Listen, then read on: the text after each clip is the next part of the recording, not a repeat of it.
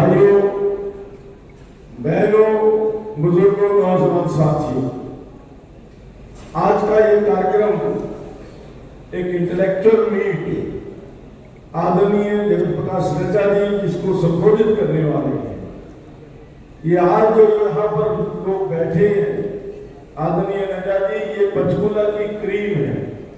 पंचकूला को दिशा देने वाले, पंचकूला को राह दिखाने वाले ऐसे सभी हमारे डॉक्टर्स, इंजीनियर्स, आर्किटेक्ट्स यहाँ सब मौजूद हैं।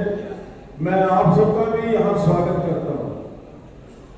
नड्डा जी, पिछले 10 साल के अंदर आपने मुझे आशीर्वाद दिया और मैंने पंचकूला की जो सेवा का व्रत लिया था, उस सेवा के व्रत को निभाते हुए जो पंचकूला, उपेक्षित पंचकूला था, उसको विकसित पंचकूला बनाने के लिए भरसक प्रयास किया है।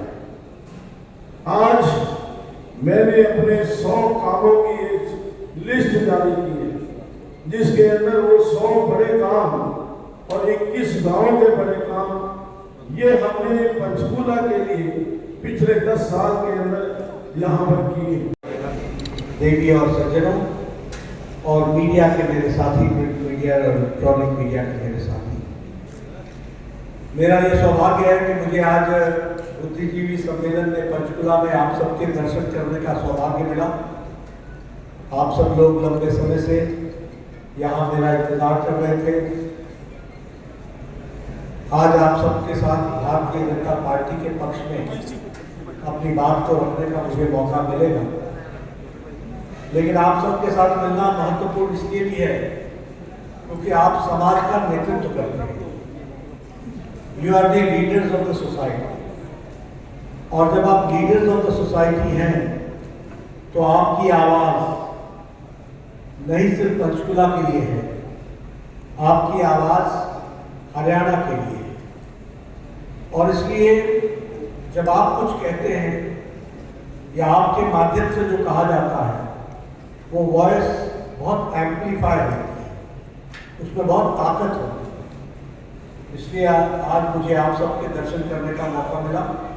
मैं अपने आप को धन्यवाद समझता हूँ। राजनीति की दृष्टि से देखा जाए तो पब्लिक मेमोरी शॉर्ट होती है, इसलिए कई बार कई महत्वपूर्ण विषय हमारे ध्यान से ओझल होते हैं। कई बार महत्वपूर्ण विषयों पर ध्यान हमारा कम रहता है। इसलिए आपके माध्यम से मैं सबको बताना चाहता हूं कि पिछले 10 सालों में फंडामेंटल चेंज क्या है।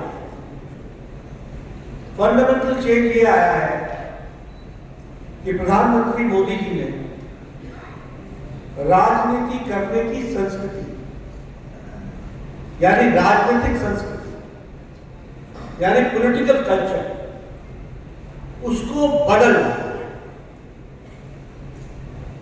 और पॉलिटिक्स का जो नैरेटिव हुआ करता था, वो नैरेटिव बदल करके आज एक तरीके से कहा जाए तो राजनीति की संस्कृति को बदल देना है। जब मैं ये कहता हूं तो आप याद कीजिए, आज से 10 साल पहले चर्चा किस बात पर होती? भ्रष्टाचार। चर्चा का टॉपिक क्या होता था? भाई भतीजावाद। चर्चा का टॉपिक क्या होता था? Vote bank politics. चर्चा का टॉपिक क्या होता था? अपीजमेंट, तुष्टीकरण। समाज को कैसे खंडित किया जाए और खंडित करके वोट बैंक की पॉलिटिक्स की जाए, यह ऑर्डर ऑफ द डे था, यह परिस्थितियां थी।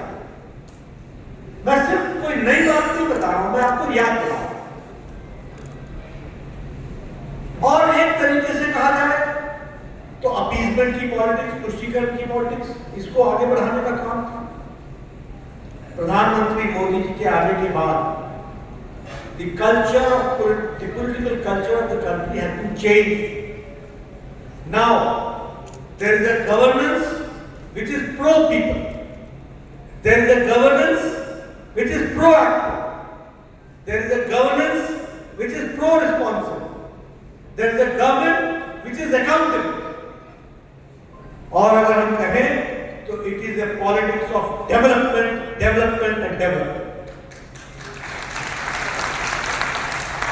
ये परिवर्तन है।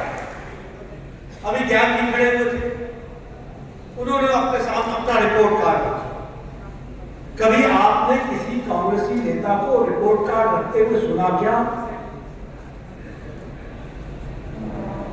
उनका तो मैनिफेस्टो बदल करके नया एडिशन आ जाता था। सेम मैनिफेस्टो के सारी कॉपी वही होती थी, नया एडिशन आ जाता था। यानी चुनाव पर चुनाव बीत जाते थे, मैनिफेस्टो के विषय नहीं करते। लेकिन आज हमारे पत्रकार बंधु मैनिफेस्टो को इसलिए एनालाइज करते हैं क्योंकि बीजेपी का मैनिफेस्टो निकलता है तो it is a serious document, it is a vision document and it is a document for the next 5 years which is to be implemented.